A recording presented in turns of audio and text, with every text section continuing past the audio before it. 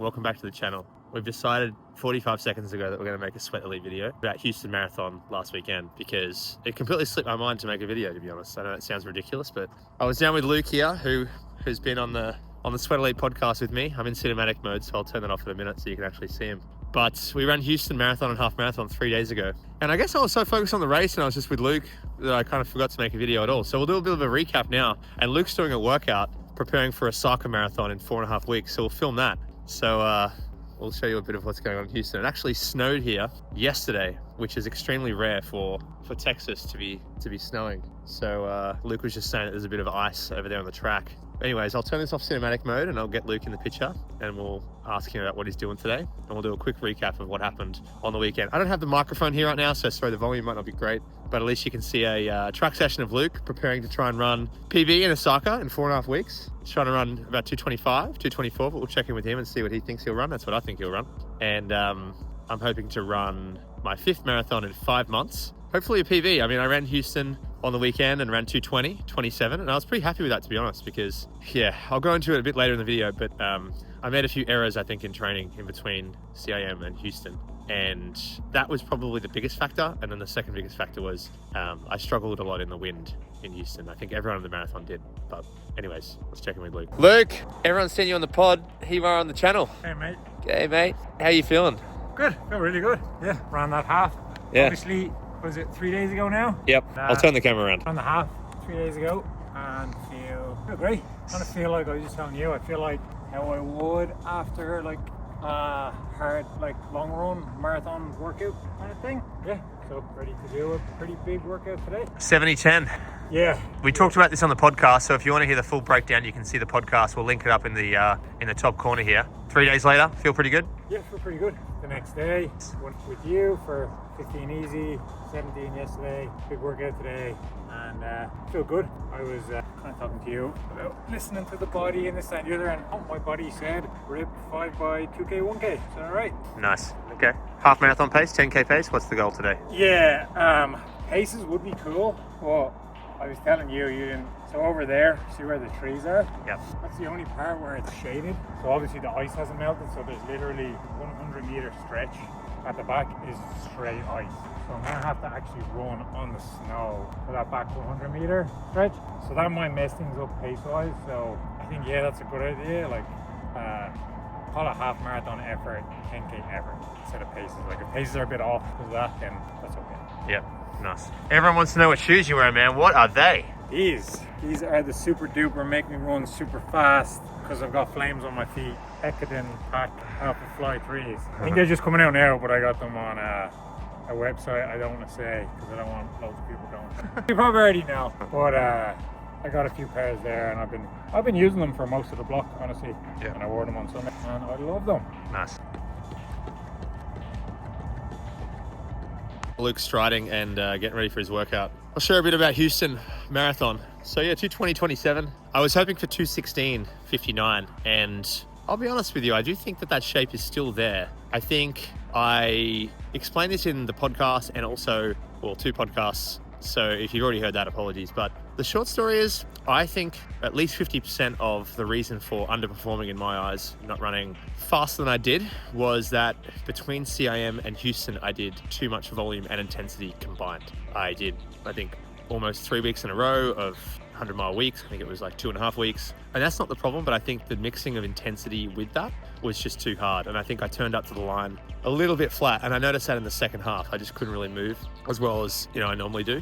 And then on top of that, the wind got really tough through the middle of the race, but everyone felt that. I mean, Henrik Pfeiffer was 4 minutes off his best. Most marathoners were 2 to 4 minutes off their best. And I think it was more of a psychological thing really than anything. I think just coming through that 9 to 18 mile mark where we had just constant headwind and big gusts of 25, 30 miles an hour constantly, it just got really tough. And most people by 20 miles, 32K were just sort of sick of the race. But yeah, all in all, like to run 220.27 mostly on my own in that wind was a really good sign. And Osaka being in 4.5 weeks is a perfect amount of time to have a little rest, 4-day period, completely off now. I'm on day 3, and then get back into training and do a little bit less intensity this time around, preparing for Osaka, where hopefully I'll have more people to run with and hopefully slightly less wind. But The thing that was going for us on the weekend, at least for me, was the temperature was really good. It was very cold. So yeah, that's my little recap. The rest is on the podcast. But we're going to do a sub-elite workout today, preparing for Osaka, where Luke is going to try and run his PB under 227, hopefully closer to 224 or 225.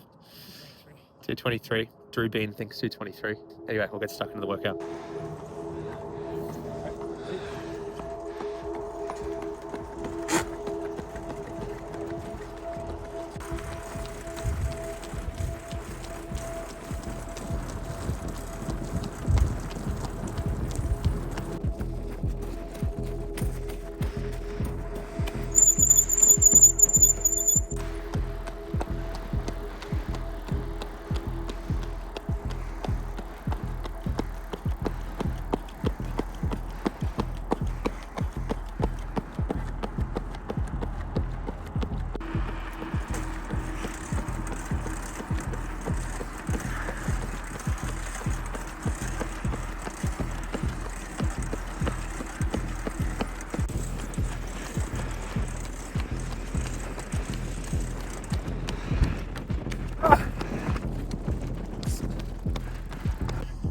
Yeah, that snow kind of sucks.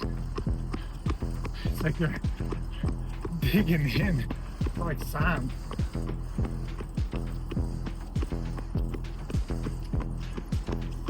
$100 meters. Just doesn't make it ideal. But just more callous for the marathon leg, I suppose.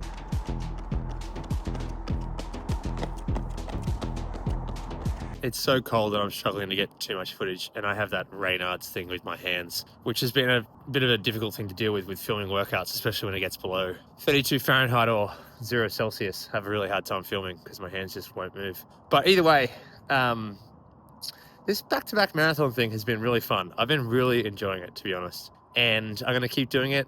I don't think I've gone backwards in any way, shape or form since Chicago when I ran 2:19:31. October 2:19:31 and Chicago. 4 weeks later, Indianapolis 2:18:41. 4 weeks later, CIM 2:19:45. I had a really hard time with asthma that day. And then 6 weeks after that, Houston now 2:20:27. And I think I know where I went wrong there.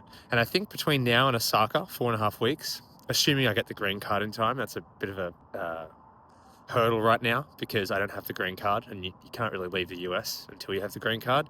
If you do, you can, but if you do, you abandon it, and that's not something I want to do. I think if I do reduce my training intensity by 30-40%, I think the volume can remain the same, around 90 miles, 100 miles, something like that. And I think if I just reduce the volume of hard work in between now and Osaka, and hopefully get a better day with weather, I do think that 2:16 or maybe even 2:15 or at least 2:17 is possible, or it's not impossible. So yeah, that's what I'm going to do. It's going to keep trying to do. And after that, I've got McCurdy at the end of March. I think it's 4 weeks later, or maybe 5.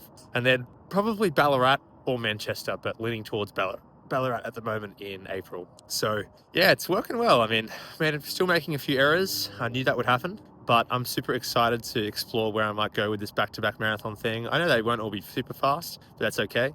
But yeah, I'm going to see Yuki as well in Japan. I'd love to catch up with him and see what he thinks about what I'm doing. So, but yeah, I'm really proud of my result in Houston. I think it went well, despite it not being my best, not even my second or third. I got really lonely out there on the roads, literally, but like just really needed someone to help me push. And yeah, but I'm really content with that result, despite it not being a sub 220 and not being a PB. Hey, you're not running the full lap of the track. How you going, mate? Struggling that snow. Yeah, here. You're okay. Yeah. You're recovered. You're up there. Battle through the wind. And boom. Hiking through the snow. I don't want to know how you're feeling. I don't want to know what splits you're running. I want to know how those shoes feel. It wasn't about the shoes, I was running it out. No, in all seriousness, you feeling good? Yeah, it is hard, that snow. Yeah. The snow is making me kind of... Yeah. I should probably put it a bit. Put it down a bit. Oh, the effort's there, it's fucking horrible. Yeah. I wouldn't worry about the time. I'd just try and finish it, run it through the snow, yeah. Treat it like a cross-country workout a bit. Exactly. That's exactly what I'm doing. Yeah. Cross-country. Because if you went out on the road, it's still going to be slippery and icy anyway. So, yeah. Hey. No. I go out there. This one, honestly. Okay. I think those look a bit drier. Yeah.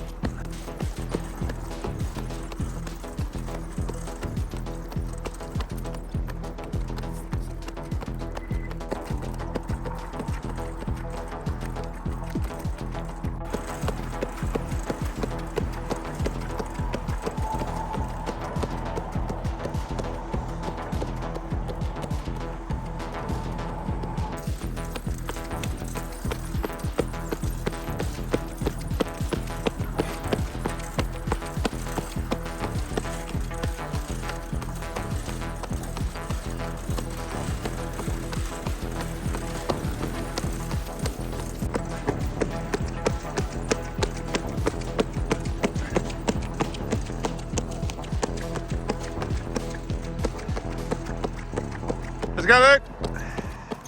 So we're on the roads, obviously, because the track is too icy.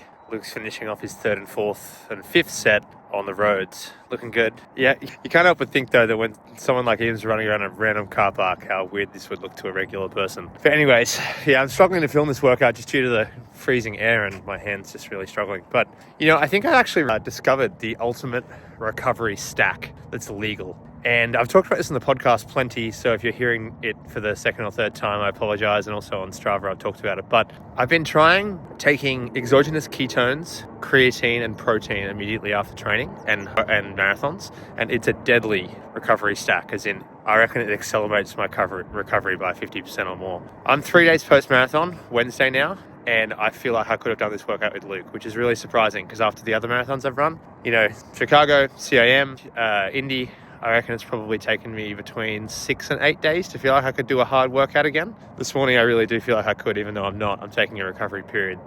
So I took 40 grams of ketones, 15 grams of creatine monohydrate, and 60 grams of protein within the first hour. 30 grams of protein within the first 10 minutes, and 40 grams of protein and 15 grams of creatine also within 10 minutes. And yeah, this recovery stack is really powerful. I feel like I'm pretty much recovered 3 days after. So I'd try that for sure. I don't think the brands matter that much, so I'd just take anything. I've taken Ketone IQ. I can't remember the creatine brand I took, and just the regular one that I took bought from the supermarket, protein. That works, but there's lots of other good brands out there. I would try them all. And yeah, let me know in the comments if you know and if anything else that I can add to that that's legal, obviously.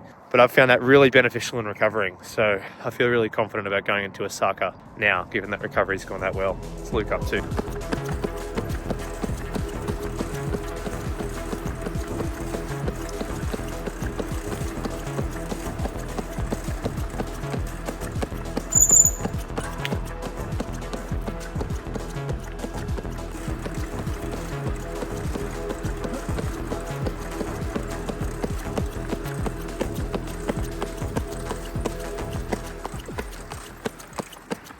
Quick workout recap. Yeah, weirdest workout I've ever done in my entire life. 4 sets. Yeah, I did 4. Half on the track, half on the road.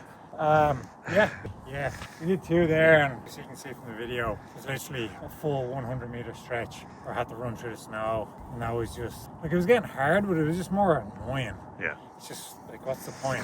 And then, like, here, it's kind of dry as a bone, so I don't know why I didn't. I just wasn't expecting ice on the track. Yeah. So, yeah, as soon as we went out here, paces, effort, and everything went back to normal. And, Did you try and hit a split today, or were you just running to effort? both, but it was going to be nice to see half marathon pace on the 2Ks and like around 10K pace on the 1Ks, and when I came back out here, that's kind of what I was hitting. So I was happy, felt good. It was a bit blustery, a bit tough. Yeah, I just thought the 5th set would have been kind of much of a muchness, not really needed. So Yeah.